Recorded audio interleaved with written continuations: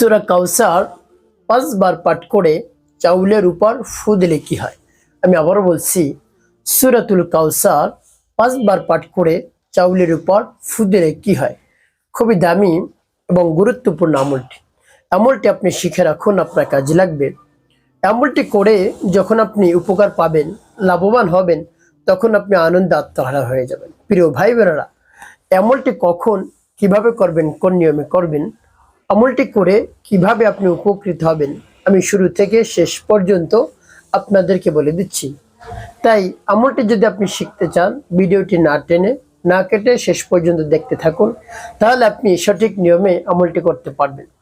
তো প্রিয় ভাই বোনেরা, শুরুতেই বলবো কিভাবে আমলটি করবেন, তারপরে বলবো আমলটি করে কিভাবে আপনি উপকৃত হবেন।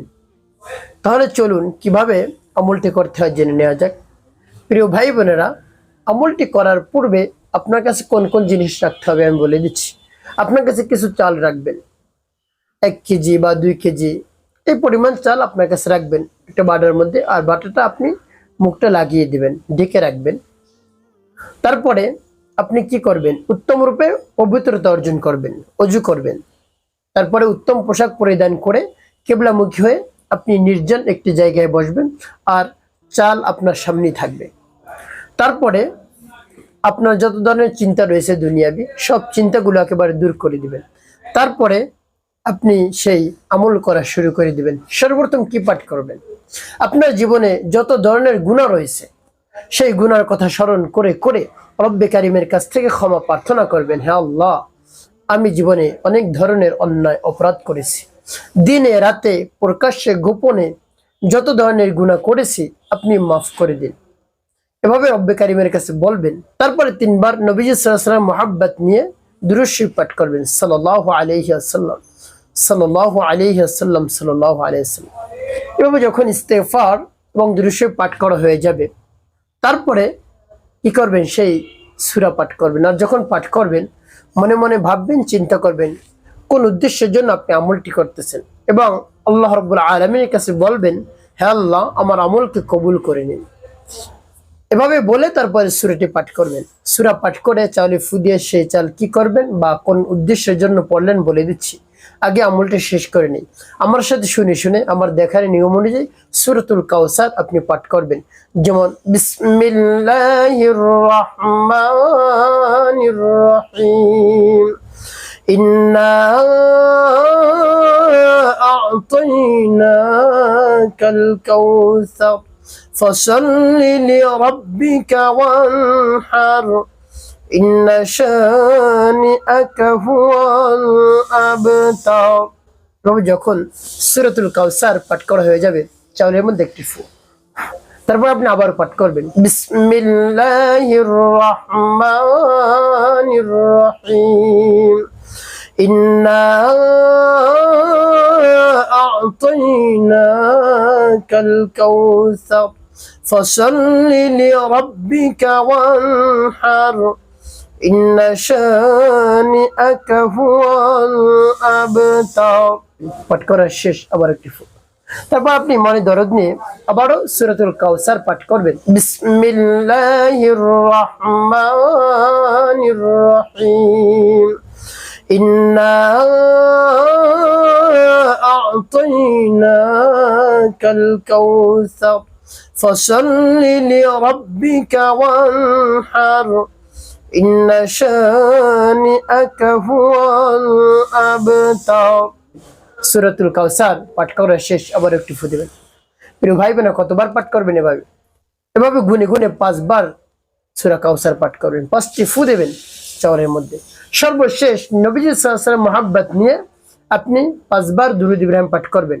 আল্লাহুম্মা সাল্লি আলা মুহাম্মাদ ওয়া আলা আলি মুহাম্মাদ কামা সাল্লাইতা আলা ইব্রাহিম ওয়া আলা আলি ইব্রাহিম ইন্নাকা হামিদুম মাজিদ। আল্লাহুম্মা বারিক আলা মুহাম্মাদ ওয়া আলা আলি মুহাম্মাদ কামা বারাকতা আলা ইব্রাহিম ওয়া আলা আলি ইব্রাহিম ইন্নাকা হামিদুম মাজিদ।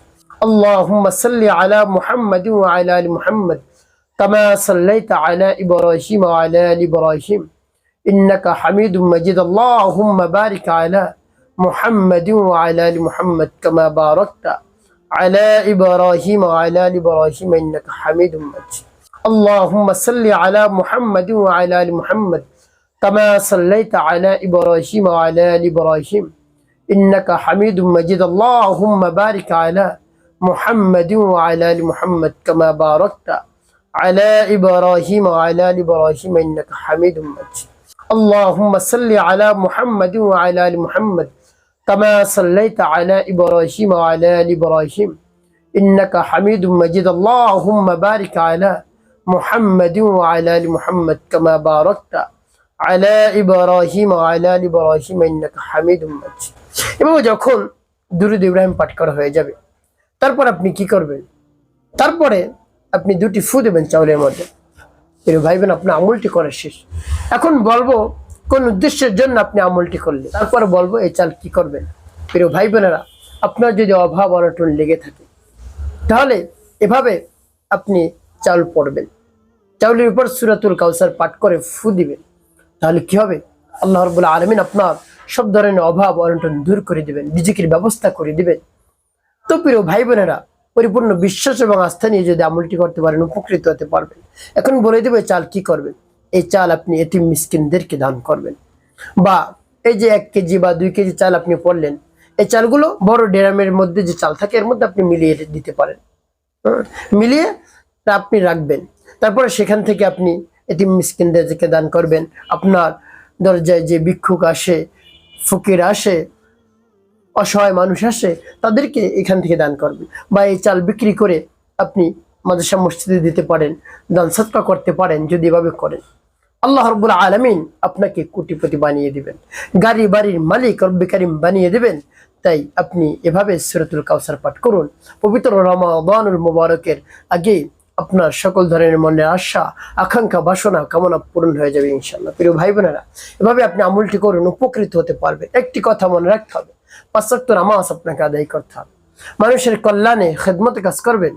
অবশ্যই আপনার জীবন হবে সুখময় এবং শান্তিপূর্ণ ইনশাআল্লাহ।